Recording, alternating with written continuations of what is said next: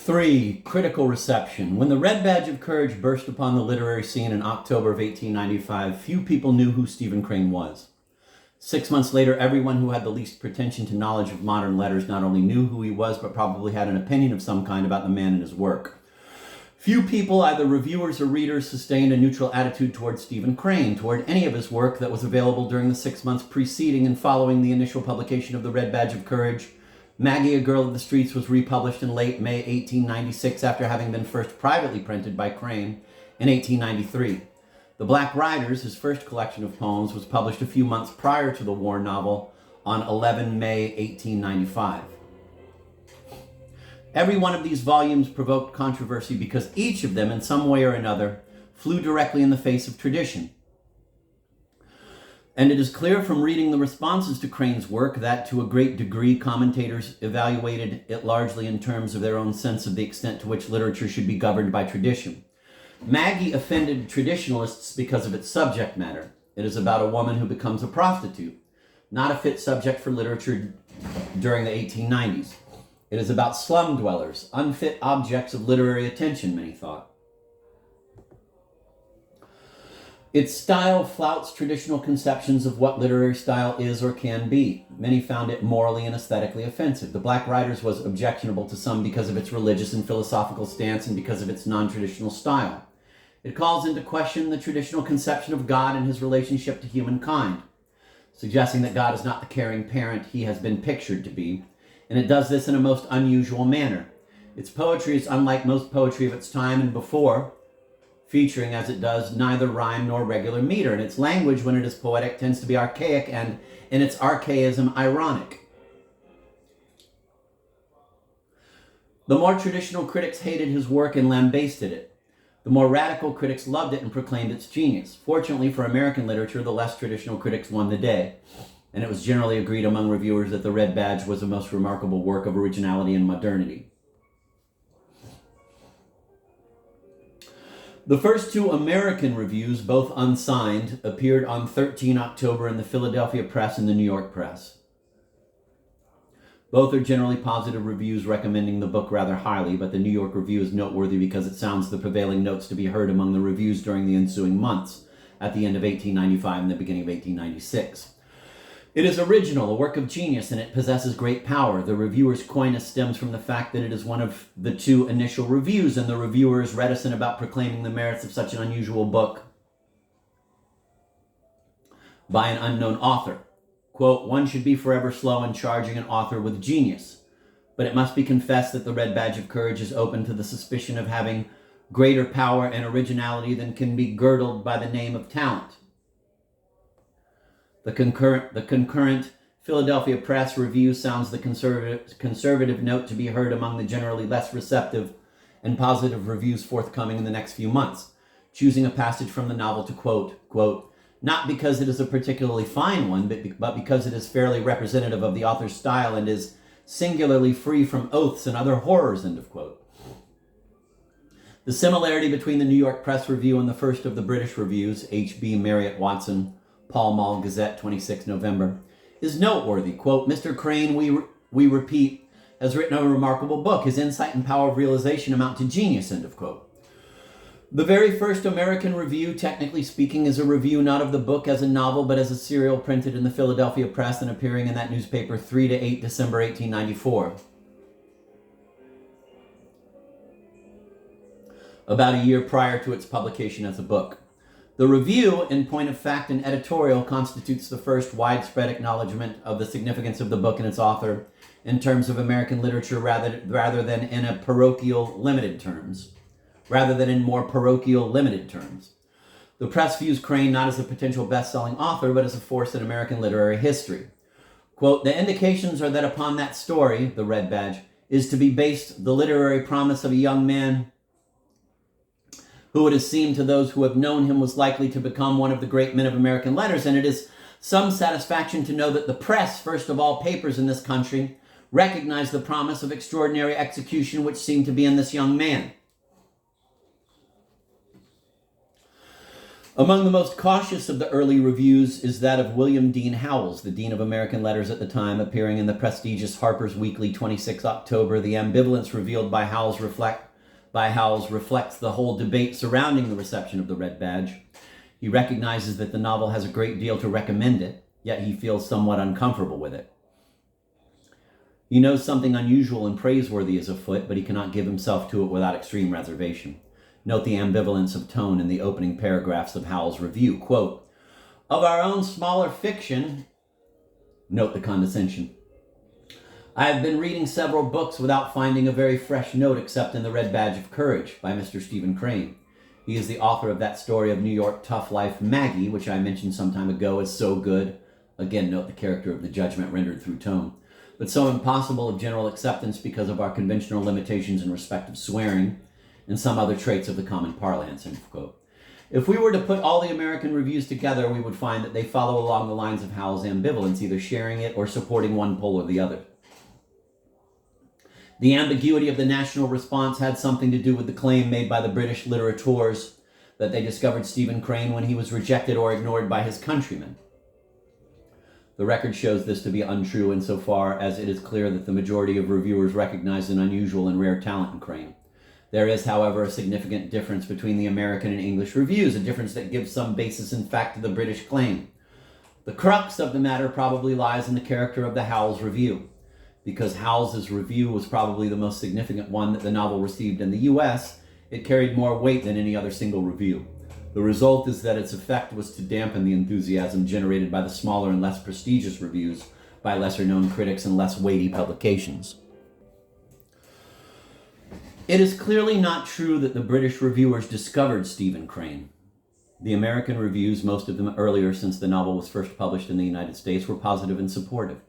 What is true, however, is that the British reviewers were more clear, explicit, and certain about who and what Stephen Crane was. We need only compare Howells' provincial categorization of Crane's work as belonging among, quote, "our own smaller fiction," end of quote, with the great number of British estimates that classed his work as worthy of legitimate comparison with that of Tolstoy and Zola, as being even superior in significant respects to their work. The British reviewers were more sophisticated, and they tended to take Crane more seriously as an artist, to see him in more Catholic terms than even the most receptive Americans.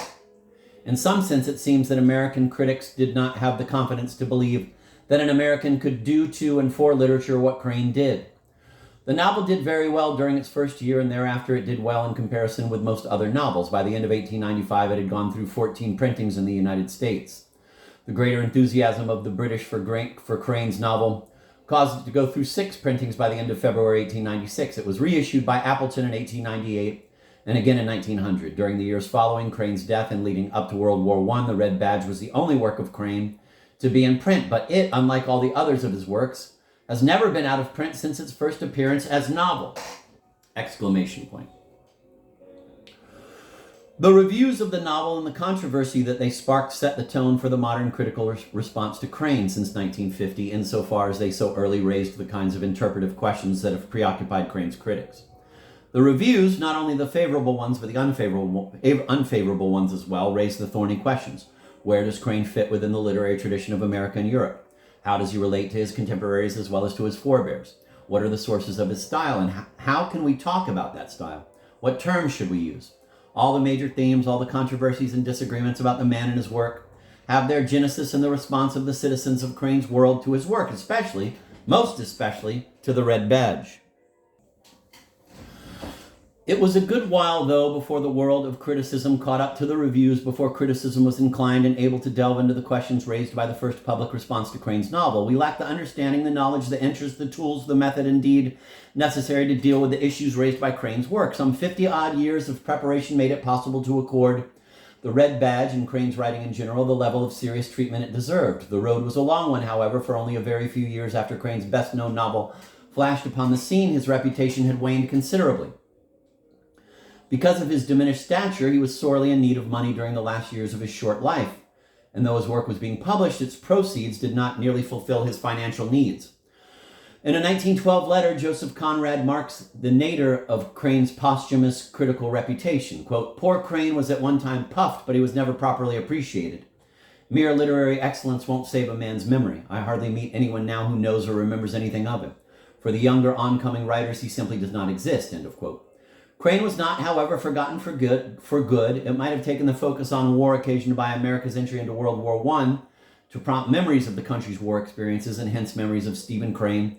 For the publisher, Appleton brought out the Red Badge again in 1917 and then reissued it 3 more times in that single year. Interest in Crane was thereby kept alive and interest sustained, though perhaps by a thread, during the next decade. It was not a focus on the Red Badge alone, however, that was responsible for the continued interest in Crane during the 20s. As it happened, the attention accorded him over the years resulted finally in a few of his works being acknowledged as masterpieces, the Red Badge chief among them. This attention is signaled by 2 major events in the history of the novel's critical reception: the publication of Thomas Beer's biography in 1923, Stephen Crane, A Study in American Letters, and Wilson Follett's edition of Crane's complete works in 12 volumes, The Work of Stephen Crane, 1925-27. Beer's biography was not to be superseded for the next quarter of a century. The Follett edition of Crane's work was expensive and it contained many textual problems. Yet its existence assured that most of Crane's work was available for reading and study over the coming years until better texts could be prepared. Again, though the Red Badge does not specifically owe its critical reputation to these 2 seminal works, their publication was in large measure responsible for continued attention to Crane's writing. A significant quantity of memoirs and other writings about Crane appeared in the 1920s, many of them by well-known critics and writers. Most of these were of a somewhat general nature, few of them focused on specific works. Each volume of the Follett edition of Crane's work was introduced by a well-known writer or critic of the time, and these sympathetic introductions, though none of them stands as a particularly insightful piece of criticism, probably served to enhance the sluggish growth of Crane's reputation. Some of these writers were Amy Lowell, Willa Cather, Sherwood Anderson, Joseph Hergesheimer, and Joseph Conrad. Sporadic commentary on Crane continues through the 30s. Its amount is not overwhelming, but its budding character makes it in some ways different from that of the preceding decade, and it shows change. There seems, for example, to be a developing academic interest in Crane's work. Toward the end of the decade, 2 seminal articles on possible sources of the Red Badge of Courage appear, along with another on Crane's college education in a leading academic journal, American Literature. Several academic critics write on Crane, and that suggests that he is beginning to be accepted as a writer whose work merits the attention of professional scholars. In 1936, Hemingway, in The Green Hills of Africa, makes his famous comment on Crane: "The good writers are Henry James, Stephen Crane, and Mark Twain. That's not the order they're good in. There is no order for good writers." The 40s sees an intensification of the academic interest in Crane. The first doctoral dissertations were written during this time. Crane begins to be frequently anthologized. For example, in the influential Clint Brooks and Robert Penn Warren's An Approach to Literature, 1941.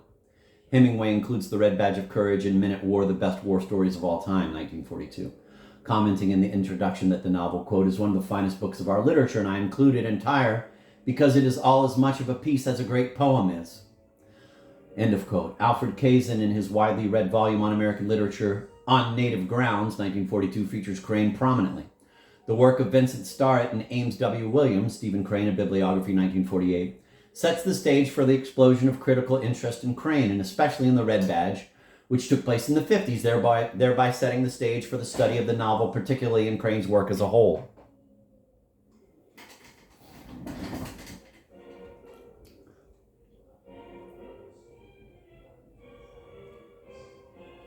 Several things occurred in a relatively short time that were responsible for the critical focus on Crane's war novel. First of all, the early 50s saw the results of a shift in the focus of criticism that encouraged detailed analysis of single works of literature and even of parts of single works. Until this time, there were only about 4 articles, exclusive of reviews, that focused entirely upon a single work by Crane. The important events leading up to the critical focus on the Red Badge were the publication of John Berryman's critical biography of Crane, 1950, Robert W. Stallman's introduction to the modern library edition of the Red Badge of Courage, 1951, which contains one of the earliest modern analyses of the novel, and the same critic Stephen Crane in Omnibus, 1952. Many other events influenced critical attention to Crane's novel, but these were the main ones.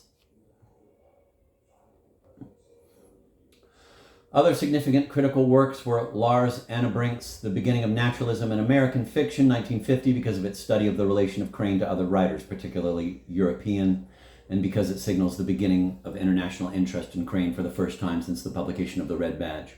Chief among these early 50s publications is Stallman's Omnibus. Stallman's book made a cross-section of Crane's work widely available.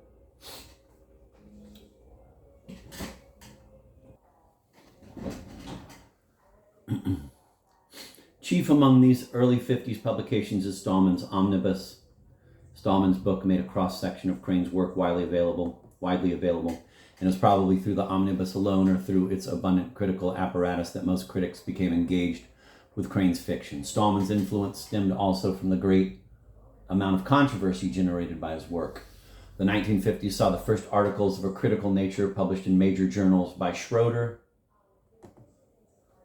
50, and Hart, 53.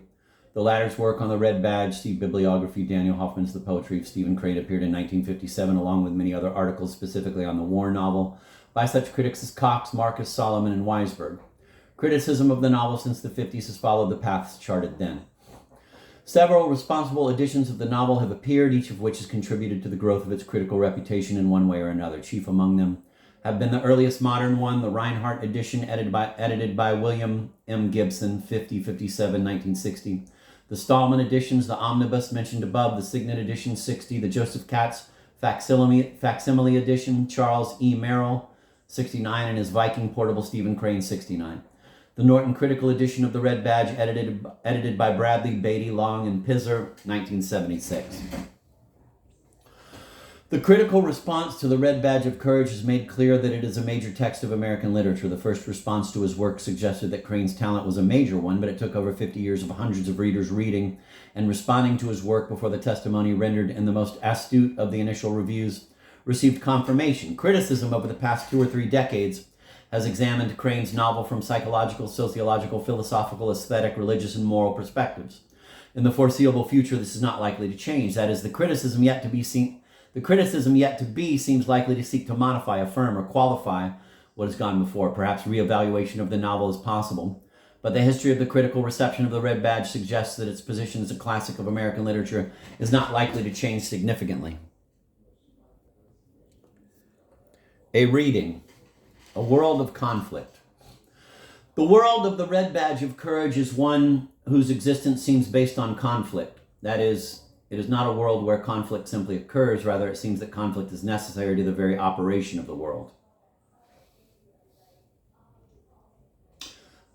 Let me reread that. The world of the Red Badge of Courage is one whose existence seems based on conflict. That is, it is not a world where conflict simply occurs. Rather, it seems that conflict is necessary to the very operation of the world. Conflict makes things happen. The conflict that Crane describes in the novel and seems most interested in is conflict that threatens to erupt into violence, as indeed it sometimes does. In The Red Badge and elsewhere in his fiction, Crane dwells on fear, and that fear is most often the result of actual or potential conflict.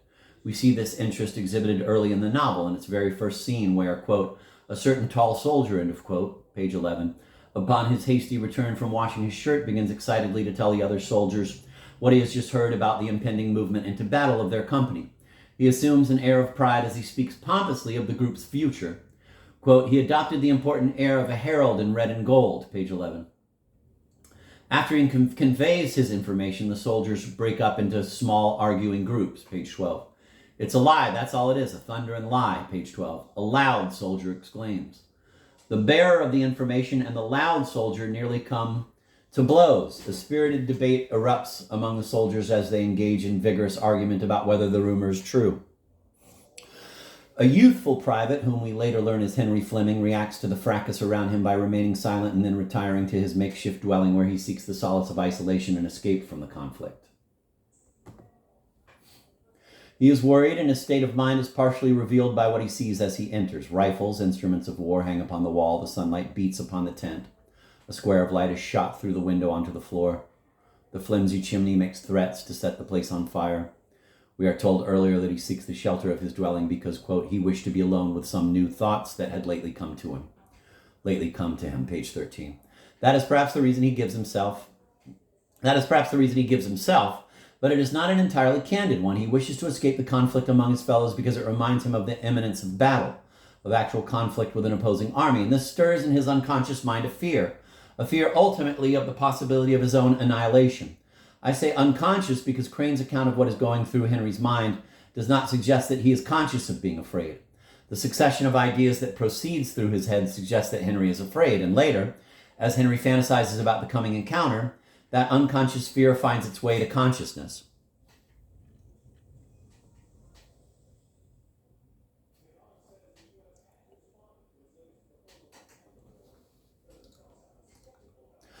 His thoughts wander from his first wanting to enlist sometime earlier to his present situation at the novel's beginning. His thinking finally leads him to consider the possibility that in a battle he might run. Before the present time, he would not even have considered the question, but now he felt compelled to give serious attention to it. It is at this point that a little panic fear grew in his mind. But had he not thought of this before? What lay behind Henry Fleming's burning need to enlist in the army? An action that will almost certainly bring him into direct and open conflict with an opposing army and perhaps bring about his death.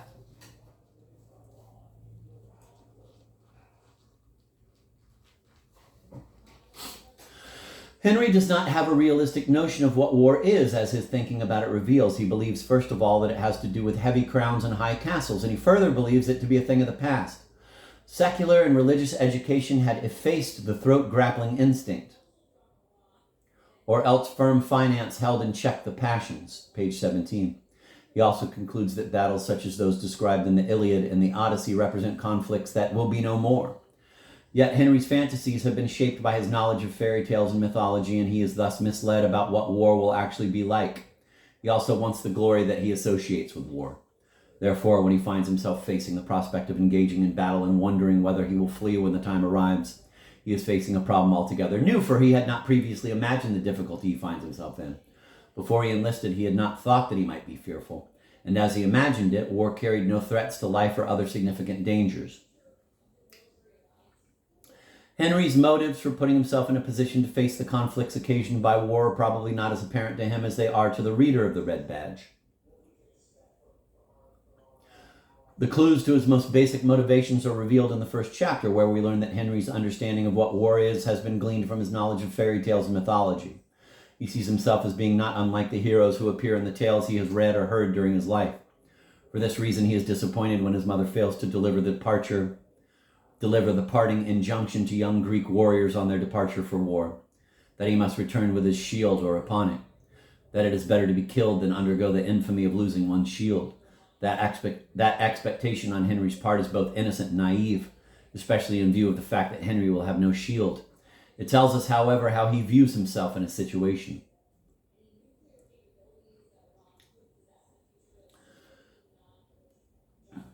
In seeing his circumstance as that of the hero of myth and fairy tale, Henry half-consciously believes that he is about to embark upon an adventure during which he will encounter hostile forces that he, by strength of will and arm, will overcome and hence be transformed into a hero. Throughout the narrative, Henry draws comparisons indicating that he thinks of himself as such a hero. The opposing army is a red and green monster composed of redoubtable dragons who threaten to gobble him up. He sees himself as a knight, and toward the end of the novel, the enemy's flag becomes a craved treasure of mythology. Page 127. And his own, quote, a goddess radiant that bended its form with an imperious gesture to him, end of quote, 110. In one sense, the comparisons reveal Henry's innocence and naivete. In another, they are apt and fit comparisons, for central to all such tales as those Henry refers to and central to his wartime situation are the elements of conflict and danger. Henry's own saga begins prior to his joining the army. That is why he tells us something about his life at home before he leaves there.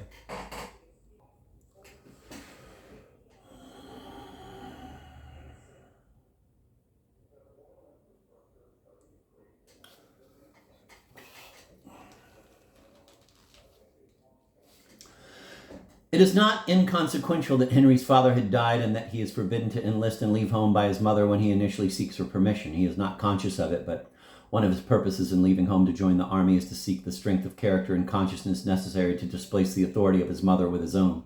The conflict between Henry and his mother has its surface meaning and its submerged meaning.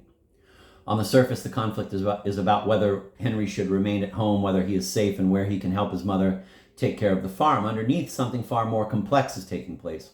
The conflict is a battle for authority, though neither knows that consciously. Henry has reached an age far enough advanced as he sees things, to feel the urge to take control of his life, assuming authority for it and responsibility. In order to do so, he must subvert or otherwise undermine the established parental authority centered since the death of his father and his mother. His first step toward autonomy is in his defiance of his mother's injunction when he tells her he is going to join the army. Quote, "Henry, don't you be a fool," end of quote, page 14. His defiance of her imperative does not deter her from fulfilling her role as she sees it as an authority figure. In an attempt to maintain her authoritative role in his life, she tells him how he should conduct his life. And in order to assure the maintenance of her position, she emphasizes her role as mother, as sustainer and protector. He wishes a clean break between them. Quote, "He had prepared certain sentences which he thought could be used with touching effect, but her words destroyed his plans. She had doggedly peeled potatoes, thereby sustaining her role as nourisher, doggedly, and addressed him as follows," end of quote. That's page 15. But she will not allow it, and this is the source of his annoyance. Her words tell him that he is above all not to attempt to assume authority, that he is to remain in his place. Quote, "You're just one little feller amongst a whole lot of others, and you've got to keep quiet and do what they tell you. I know how you are, Henry," end of quote, page 15. In instructing him about how he should behave, she advances a strong effort to convince him that he should remain dependent and in a childlike relation to her. Quote, I've net 8 pair of socks, Henry, and I've put in all your best shirts, because I want my boy to be just as warm and comfortable as anybody in the army. Whenever they get holes in them, I want you to send them right away back to me, so as I can darn them," page 15.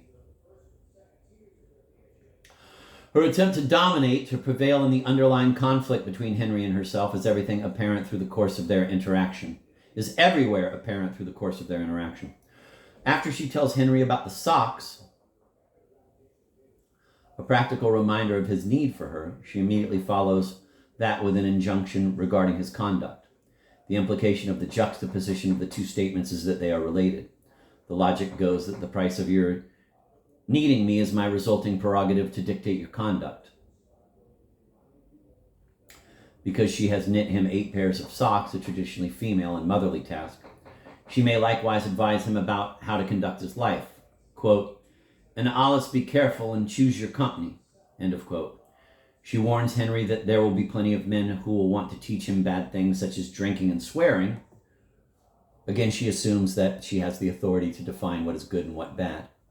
She goes so far finally as to attempt to insinuate herself into Henry's consciousness when she says, attempting to assure herself that she is his conscience, hence, according to Freud, the voice of his father, quote, "I don't want ye to ever do anything, Henry, that ye would be shamed to let me know about. Just think as if I was a-watching ye," end of quote, page 15. At this point, recognizing that she as mother does not by tradition exercise the authority of the male parent, she invokes the name of Henry's father in order to buttress her authority. Quote, "You must allus remember your father too, child, and remember he never drunk a drop of liquor in his life and seldom swore a cross oath," end of quote, page 15. Her concluding words during this scene are intended to reinforce her intention to overcome Henry in the conflict. Quote, "Watch out and be a good boy," end of quote. Henry's intention during this time is to stop being the, quote, "boy," end of quote, that his mother encourages, and to start being a man, an adult. Her moral injunction that he should be a, quote, "good boy," end of quote, is sugar-coated with her expression of his assumed need for her as a mother. Quote, "I've put a cup of blackberry jam with your bundle because I know you like it above all things," end of quote, page 16. She attempts to assert her authority through associating her orders regarding his moral direction with his emotional wants and needs.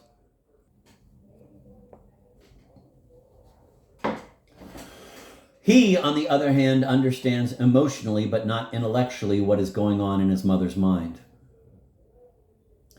He knows on some level of consciousness what she is doing, but he has no conscious awareness of the nature of the transaction between them.